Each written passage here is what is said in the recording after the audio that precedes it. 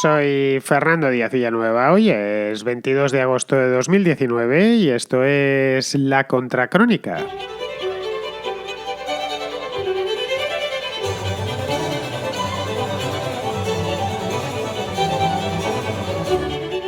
Si hay algo que reconocer a Donald Trump es su inagotable capacidad de sorprendernos a propios y a extraños, a todo el mundo.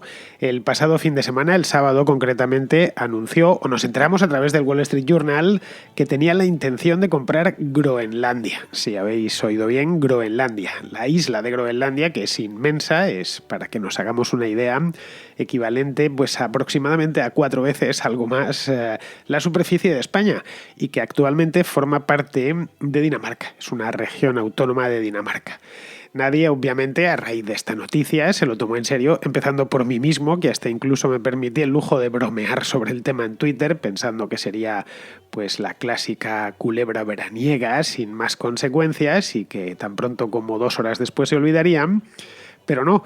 Ayer, a través de su cuenta de Twitter, ayer martes estoy hablando, es decir, ya no era una noticia de fin de semana, y a través, ya digo, de la cuenta de Twitter del presidente de los Estados Unidos, suspendió o anunció la suspensión de un viaje oficial a Dinamarca que Trump tenía programado para dentro de 2 semanas. ¿Por qué ha suspendido ese viaje? Por la negativa danesa a vender la isla. Evidentemente, este asunto, que en España o en otros países nos ha hecho tanta gracia, en Dinamarca pues les ha causado estupor, y la verdad es que si consultamos la prensa danesa vemos que apenas se habla de otra cosa. Los daneses no dan crédito realmente a lo que está sucediendo, a toda la historia en general, que más parece salida del guión de una comedia que de la realidad. Al gobierno danés, presidido por una socialdemócrata que se llama Mette Frederiksen, no le ha quedado más remedio que entrar al trapo, claro está, e informar a Trump y al mundo que Groenlandia no pertenece propiamente a Dinamarca, sino a los propios groenlandeses. Y al parecer, pues hoy por hoy los groenlandeses no quieren cambiar ni de pasaporte ni de país.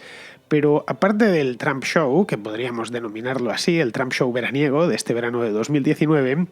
¿qué busca el presidente de Estados Unidos en esta desolada isla del remoto norte?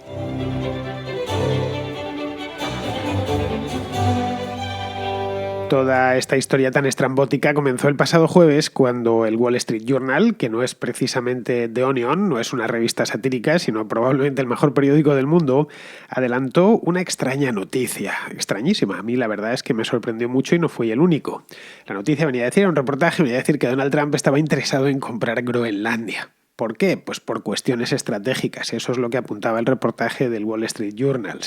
El asunto parecía, así en un primer momento, pues como os he dicho antes, la clásica culebra de verano, sin mucho recorrido. Probablemente el redactor no tenía demasiados temas de los que informar. Pues estamos en plenas vacaciones y pues tomó un informe de por ahí o algún chivatazo que le habían dado en Washington y a partir de ahí construyó una historia. Es por lo menos lo que yo pensé en aquel momento. Me puse hasta en el lugar del redactor, de que alguien me sopla nunca en una cafetería de Washington esto, bueno, ya con esto y 4 o 5 retales más pues ya puedo construir una historia que además pues debió ser de las más leídas del pasado sábado en el Wall Street Journal. La cosa es que como en estas fechas escasean las noticias de verdad, todos lo sabemos, la gente del hemisferio norte por lo menos está de vacaciones en pleno mes de agosto y los medios llenan sus páginas como tristemente sabemos, sobre todo los que no hacemos vacaciones en agosto, pues las llenan con cotilleos, con historias extravagantes como esta de Groenlandia, pues tampoco nos extrañó demasiado. Bueno, estas noticias que dentro de un mes, dentro de una semana ya nos habremos olvidado todos y se comentará, quedará en la hemeroteca y poco más. La cuestión es que ahí había quedado la cosa. De hecho, yo hasta me había olvidado del tema cuando ayer me encontré con un tuit del presidente de Estados Unidos que a mí y al resto del mundo nos sacaba de dudas. Es decir, confirmaba que efectivamente, y esto ya no era unos rumores extendidos por el Wall Street Journal, sino un tuit del propio presidente, confirmaba que estaba interesado en adquirir la isla. Y lo quería hacer por 2 razones. La primera, por la consabida geoestrategia, es decir, No es que sea la isla mejor estratégicamente situada del mundo. En el pasado no estuvo mejor que ahora, pero sigue teniendo un valor estratégico indudable. Está entre Europa y América, muy al norte, eso sí, pero entre Europa y América. Y luego, por otra razón que daba Trump, que decía, esto es literal, decía, esencialmente es un gran negocio inmobiliario. Claro, poco después subió un tuit, porque esto siguió, en el que aparecía un fotomontaje de una aldea groenlandesa, una aldea polar con unas casas de madera puestas un poco donde han caído, con el mar de fondo, etcétera. Esta imagen que tenemos de los documentales del Polo Norte, y en medio de la aldea un rascacielos dorado con la enseña de Trump en su parte superior, como estos casinos que tienen Atlantic City en estas ciudades, nuestros edificios tan horrendos.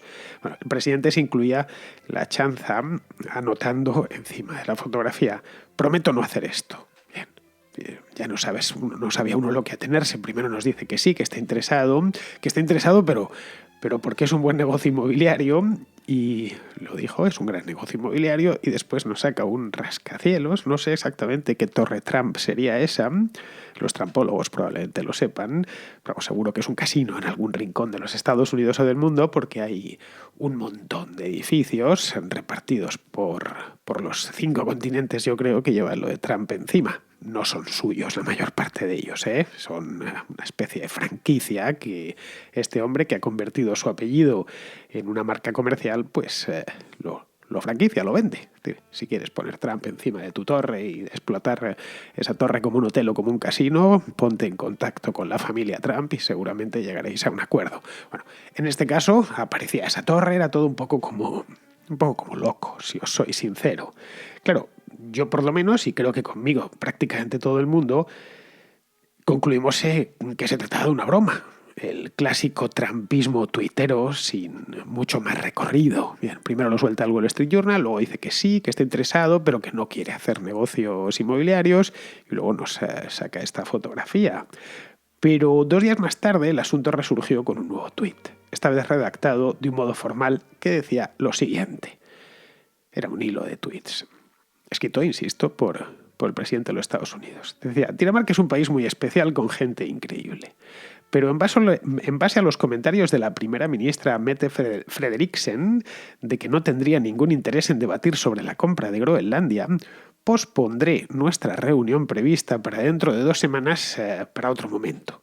La primera ministra ha sido capaz de ahorrar una buena cantidad de gasto y esfuerzo, tanto para Estados Unidos como para Dinamarca, siendo tan directa. Le doy las gracias por ello y espero poder volver a agendar la cita en algún momento futuro. Bien, esto ya es un mensaje propio de un presidente, y además en no muy buenos términos, amable y diplomático, poco trampista desde el punto de vista tuitológico. Pero bien, suspende una reunión bilateral. No es que Dinamarca sea un país muy grande, pero bueno, es un país europeo, rico e importante, porque su primera ministra ha dicho que no está dispuesta a debatir la venta de una parte de su territorio. De modo que aquí ya, de nuevo, tenemos que reconcluir que lo del Wall Street Journal y los tuits posteriores con el Hotel Trump en una aldea groenlandesa no era una humorada de verano. A partir de aquí se han empezado ya a golpar las preguntas. La primera de todas, y creo que es la fundamental, es: ¿para qué quiere Estados Unidos comprar Groenlandia? Groenlandia no es precisamente un lugar de veraneo. Bueno, conste que hay gente que viaja a Groenlandia en verano, según parece, es un lugar muy, muy bonito en verano. En invierno no sé yo ya, pero como es que hay vuelos de turistas que van para allá, pero bueno, son pocos, no es la Costa del Sol ni nada por el estilo. Es una isla deshabitada, que además forma parte de un estado aliado de los Estados Unidos, y en la que la Fuerza Aérea estadounidense ya tiene una base, la base de Thule. Y en el pasado llegó a tener muchas más. Porque, como os decía antes, Groenlandia hoy estratégicamente ya no es excesivamente importante, pero hace 40 o 50 años sí que lo era, muchísimo. Quedaba a mitad de camino entre Estados Unidos y la Unión Soviética. Sigue teniendo importancia, y esa es la razón por la cual Estados Unidos mantiene la base de Thule, pero no es lo que fue. Antes de nada, habría que ponerse en contexto, en doble contexto. tanto en contexto geográfico como en contexto histórico. Es decir, ¿dónde está Groenlandia? Importante. Segundo, ¿de dónde ha salido no esta isla, pero sí los que pueblan esta isla y qué estatus político tiene ahora mismo? Groenlandia es un lugar gigantesco, más de 2 millones de kilómetros cuadrados desde el punto de vista geográfico, pero desde el punto de vista humano es realmente pequeño. Es decir, nos puede parecer grande, de hecho lo es, especialmente si la miramos en la proyección de Mercator, pero es una isla que está vacía, o prácticamente vacía. En algo más de 2 millones de kilómetros cuadrados viven 55.000 personas, el tamaño de lo que sería en cualquier otro lugar del mundo una ciudad pequeñita o un pueblo grande. Prácticamente todas, además, ni siquiera está bien repartida esta minúscula población. Prácticamente todos los habitantes de Groenlandia están concentrados en pequeños puertos de la costa meridional. Bueno, puertos como ese que el propio Trump bromeaba colocando sus rascacielos encima. Unas casas de madera y unos botes delante para pescar y poquito más. La capital del país, que es Nuuk, no merece ser llamada ni siquiera ciudad porque es que no lo es. A ver, tampoco es extraño, que la isla esté deshabitada. Está muy al norte, está localizada entre los paralelos 59 y 83, norte por supuesto, y es básicamente un casquete polar que vive la mayor parte del año a temperaturas bajo cero. Libre de hielo solo está la franja costera. Y creo que en el norte de la isla ni siquiera la franja costera. Es decir, eso sería por los lados y en el sur. Y en el centro pues hay glaciares, un casquete polar, en algunos puntos de varios kilómetros de espesor y en prácticamente toda la isla de muchísimos metros de espesor. Esto lo que nos dice es que allí no hay quien viva, que no tiene apenas tierra cultivable y que no existen ciudades propiamente dichas. En la capital ya os lo he dicho, el Nuuk este es un pueblo que supera por poco los 18.000 habitantes. He ido a mirar el último censo, lo cual tampoco es de extrañar porque la temperatura media de Nuuk en julio, el mes más cálido del año, no llega a los 7 grados.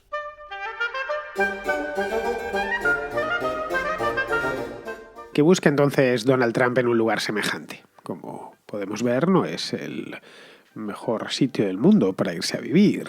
Está todo lleno de hielo, la temperatura es bajísima, apenas hay gente, no puedes cultivar la tierra, no tienes tampoco una posición privilegiada. Bien, no es el primero en proponerlo, es decir, no es el primer presidente de los Estados Unidos en querer comprar Groenlandia. Estados Unidos lleva años, décadas, interesado en Groenlandia. Durante la Segunda Guerra Mundial, la Fuerza Aérea de Estados Unidos estableció una base en el norte de la isla, esta de Thule, de la que ya os he hablado, con la idea de evitar, estableció una base en el norte que permanece y es una base importante, de hecho, es creo que la base militar más al norte del mundo, a no ser que haya alguna, del ejército ruso, creo que es la que está es la más septentrional, está muy, pero que muy por encima del círculo polar ártico, está de hecho gran parte del año nevada y rodeada de hielo. Hay algunas fotografías de la base de Thule que son realmente llamativas, la pista completamente helada, no sé muy bien cómo conseguirán aterrizar los aviones ahí, pero el hecho es que llevan 60 o más años o 70 años aterrizando. Pero aparte de esa, llenó la isla de bases y de localizaciones, estaciones de seguimiento de radio, etcétera, con idea de evitar que los alemanes invadiesen la isla. Alemania, en la Segunda Guerra Mundial, en 1940, había invadido Dinamarca y evidentemente su intención podía ser invadir Groenlandia, también invadió Noruega, era posible, a pesar de que si Groenlandia hoy está poco poblado, pues en 1940 estaba menos poblado todavía. Pero bueno, las ambiciones de Hitler no conocían fin y de haber tenido cuerda suficiente seguramente también hubiese invadido Groenlandia, así que el temor de los estadounidenses era razonable. Mientras aquello, la guerra la perdió la Alemania nazi, la cosa se quedó como estaba, pero vino la Guerra Fría y Groenlandia adquirió un importante papel estratégico. Está justo a medio camino entre Europa y Norteamérica, forma parte, eso sí, desde el punto de vista geológico de América, la dorsal medio atlántica atraviesa Islandia y deja a la izquierda a Groenlandia, y luego está proyectada sobre el océano Ártico, que durante todo el año el casquete, la banquisa está helada, luego en invierno por supuesto esa banquisa crece y llega hasta las mismas costas de Groenlandia, y en aquel entonces su valor era evidente. Teniendo en cuenta que había dos potencias que se encontraban realmente en el Ártico, tanto en Alaska como en las aguas del Ártico, pues tener presencia militar allí era importantísimo, de hecho, para el mando estratégico, etc. En aquel entonces, a finales de los 40, principios de los 50, Truman hizo intención de comprar la isla al gobierno danés. El gobierno danés en aquel entonces pues acababa de salir de la Guerra Mundial, no era Dinamarca un país tan rico y próspero como lo es hoy en día, y le puso encima de la mesa $100 millones, que en 1950 era una auténtica fortuna. El equivalente aproximado a lo que sería hoy serían unos 1.200 millones de dólares, una cantidad de dinero importante. A los daneses les pareció fatal la idea, pero como que nos queréis comprar para una cosa que nos queda, pues tampoco la queremos vender. Más hay daneses viviendo allí, no muchos. Allí la población fue básicamente siempre de etnia inuit, es decir, lo que antiguamente se conocía como esquimales. Pero vamos, dijeron que no, que sin problemas, somos aliados, podéis poner todas las bases que creáis conveniente, poner aquí bombarderos B-52, lo que haga falta. Pero esto seguirá siendo parte de Dinamarca. En aquel entonces todavía Groenlandia no tenía gobierno autónomo ni nada que se le pareciese. Bien, la cosa se quedó ahí y han pasado desde entonces pues casi 70 años. Hoy la base estadounidense de Groenlandia, la Thule, sigue operativa, alberga un escuadrón de la Fuerza Aérea muy importante y además una instalación de misiles de alerta temprana. Esto es por si los rusos quieren bombardear Norteamérica, pues estas estaciones de misiles se encargan de avisar con tiempo. Pero claro, hoy el Ártico ya no es el punto caliente que fue entre los años 40 y los años 80 del siglo pasado. Luego Dinamarca además sigue siendo un país aliado, integrado plenamente en la OTAN y total y absolutamente alineado con los intereses estratégicos de Estados Unidos. Luego, por cuestiones estratégicas ya está más que cubierto. Si Estados Unidos tuviese que anexionarse a todos los lugares del mundo donde sus asuntos o sus intereses estratégicos confluyen, pues tendría que empezar anexionándose todos los estrechos importantes, empezando por el de Gibraltar y terminando por el de Malaca, continuando por los grandes canales como el de Suez y Panamá, cosa que no lo hace. De hecho, en el de Panamá se lo devolvió a los panameños. Así que no creo que sea por una cuestión estratégica, sinceramente. No tiene mucho sentido, y más teniendo en cuenta que Dinamarca es un país aliado, que está en la OTAN y que no le pone ninguna pega en que mantenga una presencia militar significativa allí.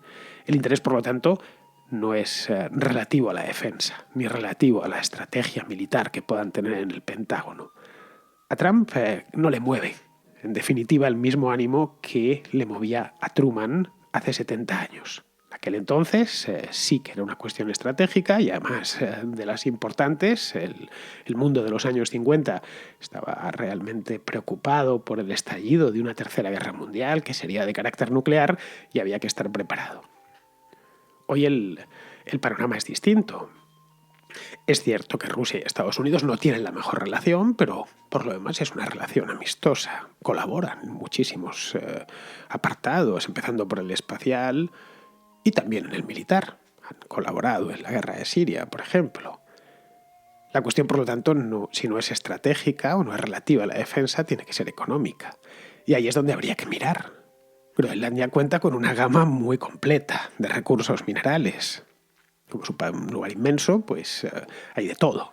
Hay hierro, hay plomo, hay zinc, hay diamantes, hay oro, hay tierras raras, hay uranio, hay platino, hay petróleo, o se cree que hay todas estas cosas por las prospecciones leves que han ido haciendo. Ya digo que la mayor parte del país está bajo un casquete polar.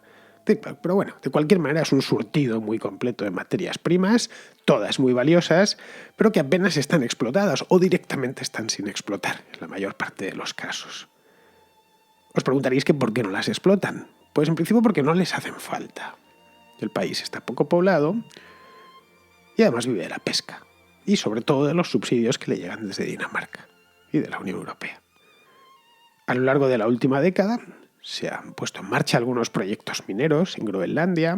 Se han creado, por ejemplo, 2 compañías estatales con participación privada.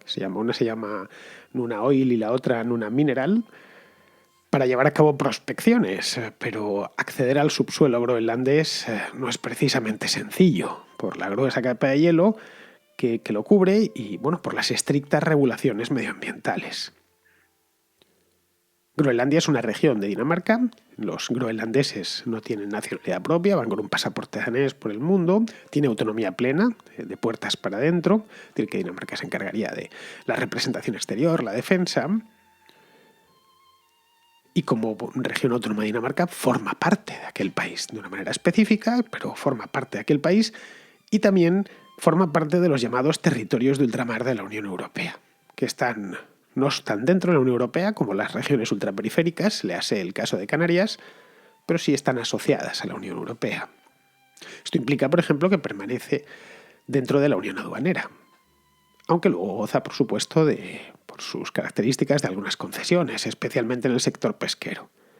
Luego la Unión Europea, por su parte, pues destina unas generosas ayudas todos los años. Concretamente, en este quinquenio se están entregando de promedio unos 30 millones de euros al año en programas de desarrollo sostenible para las comunidades de allí. En el desarrollo sostenible están incluidos, por supuesto, las tierras raras, cuya explotación es medioambientalmente muy agresiva.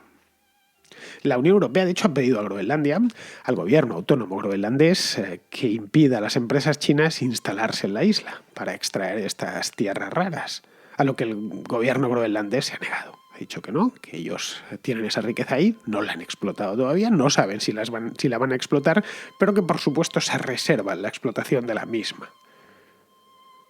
Sabe que hoy por hoy vive de estos subsidios daneses y europeos, pero hay una corriente política dentro de la isla que apuesta por replantear la relación con la metrópoli y ganar autosuficiencia, explotando sus valiosos recursos naturales. Tampoco les podemos culpar. Son pocos y viven pues relativamente de prestado. Y ahí es donde entraría la excéntrica propuesta de Donald Trump, que en Copenhague suena poco menos que como un insulto, claro está, un insulto a la soberanía nacional. Pero claro, en la pequeña Nuuk, en este pueblito de 18.000 habitantes, no suena tanto como un insulto.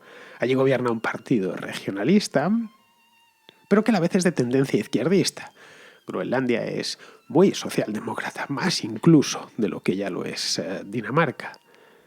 Este partido no habla de separarse de Dinamarca, no existe independentismo en Groenlandia, pero sí defiende con uñas y dientes el autogobierno de la isla. Por de pronto se ha abierto un debate que no existía, ni se había planteado, y se sienta un precedente.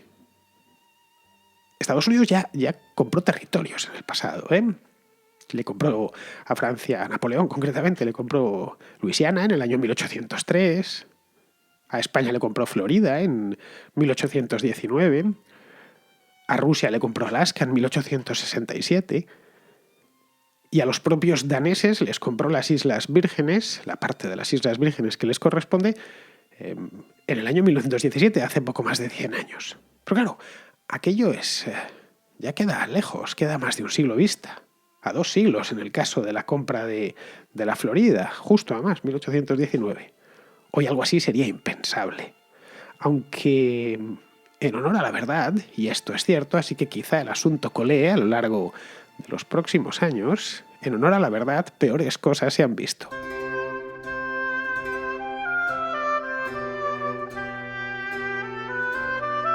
Tengo un par de llamadas sobre el tema este del Open Arms que sigue coleando. Bien, las pongo las dos seguidas. La primera es de Alfonso y la segunda es de Carlos. Hola Fernando, quería hacer un pequeño aporte a tu programa de, si no recuerdo más, el lunes del Open Arms.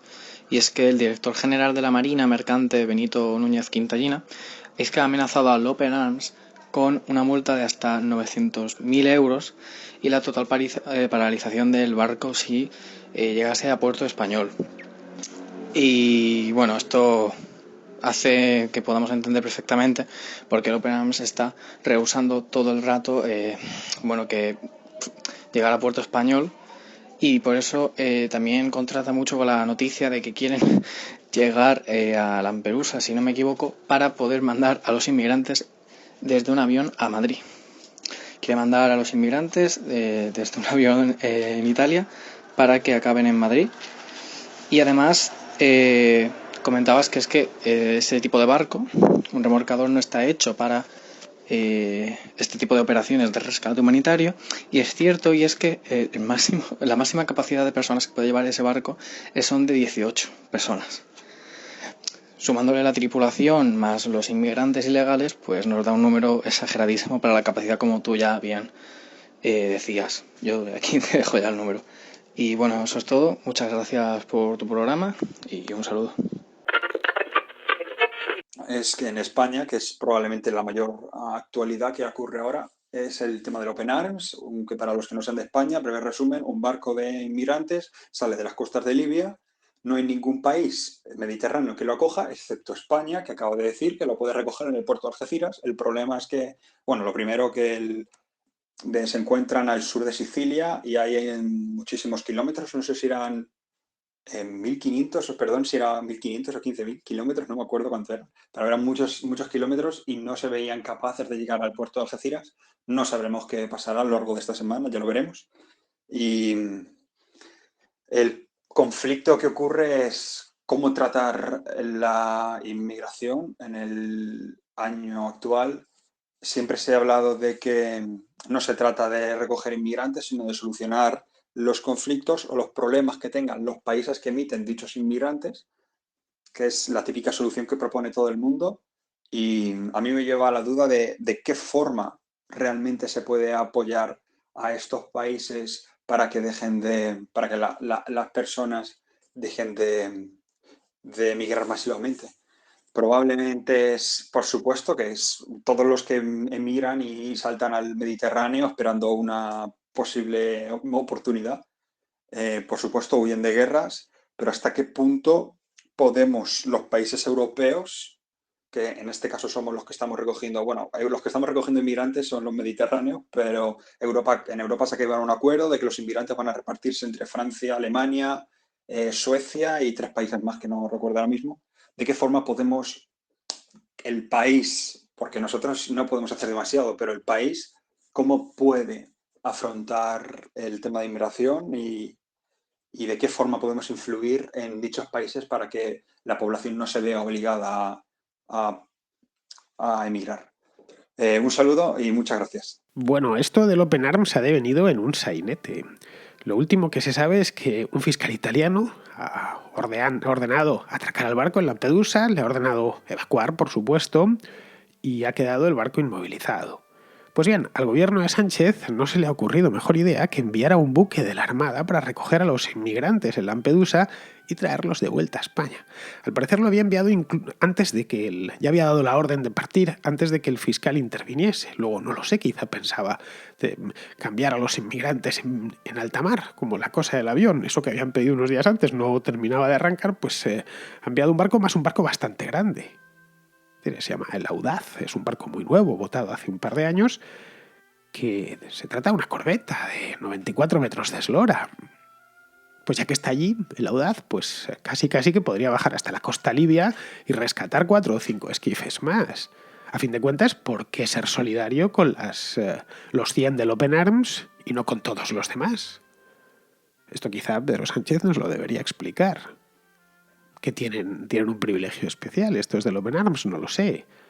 Esta vez sospecho que a Sánchez la operación propagandística le ha salido mal, por lo que intuyo que ya están en Moncloa buscando otro conejo para sacarlo de la chistera y ofrecérnoslo a todo color en los próximos días en horario de máxima audiencia, por supuesto. Bien, vamos ahora con Sebastián de Chile, que entra en el tema de que hemos hablado en los últimos días, del alcance de las redes sociales y de los mítines en los resultados electorales. Mira, Fernando, estaba escuchando a los que hablan sobre el tema Spirit y el tema Vox y cómo aprendió muy fuerte en redes sociales y luego y en eventos, ¿no es cierto?, en galpones, en estadios, en la calle, y luego las votaciones no fueron las esperadas. Déjame decirte que yo creo que ese es un problema, es un defecto de los países grandes, de los países que tienen de alta cantidad de población, que tienen mucha gente. Acá en Chile pasa que si un movimiento político no prende, es porque tú vas al meeting y hay 100 personas. Y es así, y no hay nada más que hacer. Hay gente que se engaña, por supuesto,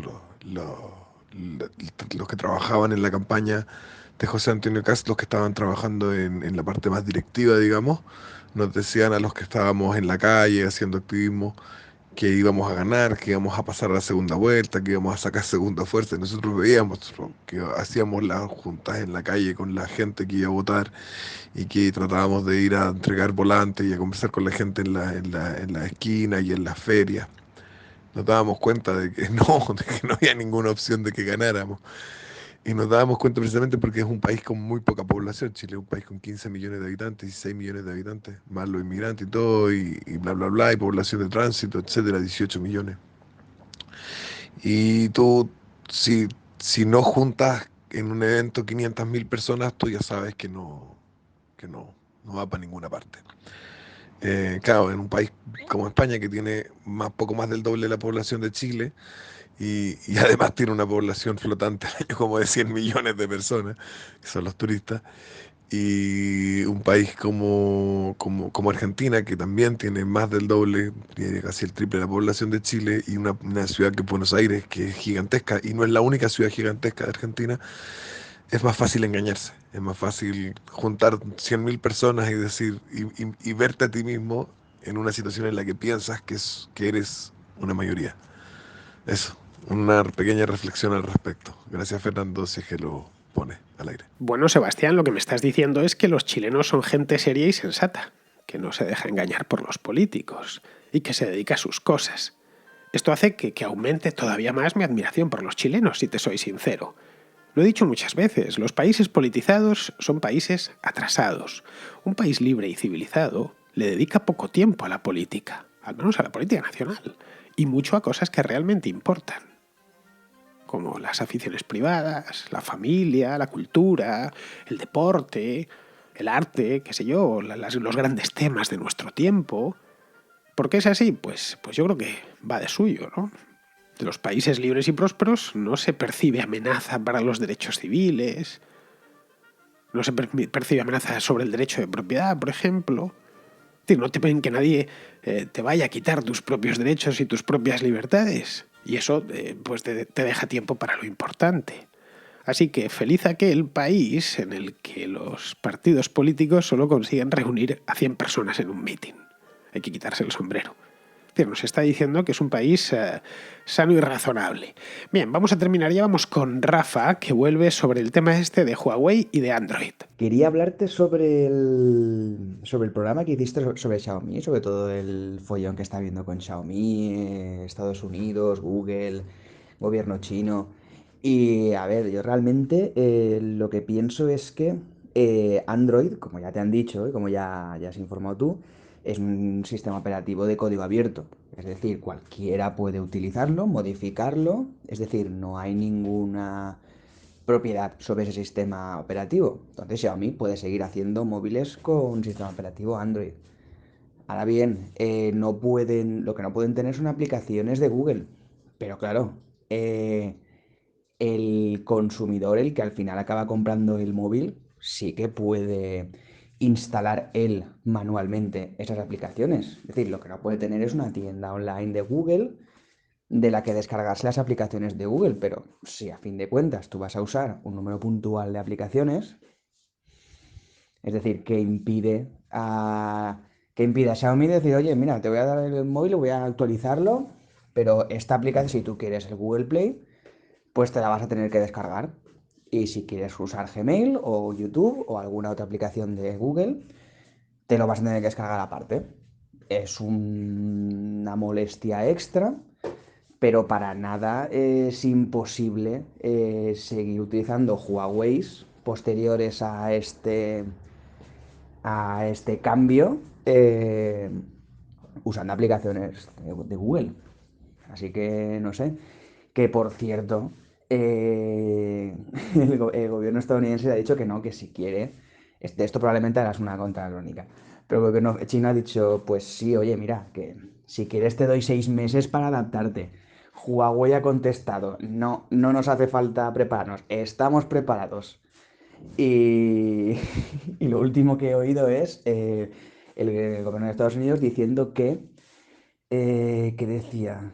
Así que decía que una negociación podría cambiar la situación. Esto es en realidad pues el modus operandi de Trump. Yo creo que es que China o Huawei le ha calado a Trump. O sea, ya sabe cómo funcionan sus negociaciones. Y es lo que ya realmente pues mucha gente ya sabe. Ya nos hemos aprendido a Trump. O sea, él pega un puñetazo en la mesa, hace un desbarajuste completo y luego da la solución a ese problema que él mismo ha creado. Pues no creo que le salga bien, por lo que veo, porque es que yo veo que Xiaomi puede seguir a su bola y de hecho ya hay repercusión. Creo que Apple ha cambiado la producción, ha movilizado su producción a Malasia u otro país. Ya no va a producir en China ciertos iPads y tablets, así que no sé. Pero bueno, no sé, dime qué piensas de esto. Bueno, Rafa, lo que le impide a Huawei es acceder a las restricciones que le ha puesto Trump, es acceder a las actualizaciones del núcleo del sistema operativo. Y yo, la verdad, tener un teléfono que no puedo actualizarlo, pues es como tener un ordenador que no puedo actualizar. No me fiaría mucho, habida cuenta de cómo está el panorama de la seguridad en Internet. Un teléfono hoy no es como aquellos de hace 20 años, aquellos Nokia míticos, que lo tenías tú. Hoy el teléfono está continuamente conectado y pueden hacerte un roto de considerables dimensiones, un hacker de esos, ¿no? Es decir, asaltarte tu vida completa. Por lo tanto, es importante mantener al teléfono lo más actualizado posible, al igual que es importante mantener al ordenador lo más actualizado posible. Y por supuesto, como bien dices, no puede incorporar el Google Play. No sé, yo sinceramente cuando otras marcas como Sony o como LG o Xiaomi, un montón de marcas que hacen teléfonos Android, todas menos Apple, o sí, creo que prácticamente todas, creo que BlackBerry todavía sigue fabricando, pero vamos, ofrecen todo eso, ofrecen actualizaciones, ofrecen acceso al Google Play, etcétera. Pues no veo yo la razón para comprarse un Huawei, si te soy sincero. A fin de cuentas, no te lo regalan, lo tienes que pagar con tu dinero, de tu bolsillo. Claro, otra cosa es que estos tipos de Huawei diseñen su propio sistema operativo, eso ya sería distinto, con su propio ecosistema de aplicaciones, que lo basen en Android o en lo que sea, pero que sería ya un sistema aparte.